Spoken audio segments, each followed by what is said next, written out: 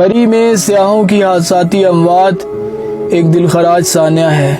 اس سانحہ کی 3 بڑی وجوہات: پہلی، گنجائش سے زیادہ لوگوں کا مری میں داخل ہو جانا، پھر ٹریفک جام ہو جانا اور حادثے کا باعث بننا۔ دوسری، لوگوں نے گاڑیوں میں ہیٹر چلا دیے اور برف نے باہر سے گاڑی کو ڈھانپ لیا، جس وجہ سے کاربن مونو آکسائیڈ گاڑی میں جمع ہونا شروع ہو گئی اور آکسیجن کم ہو گئی، جس وجہ سے وقتی غنودگی موت میں بدل گئی۔ اور تیسری بڑی وجہ میں جہالت یا پھر حماقت کہوں یا لا علمی کہوں، سمجھ میں نہیں آ رہا۔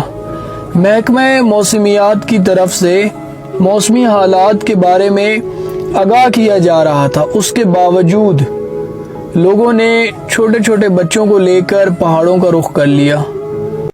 انا للہ و انا الیہ راجعون۔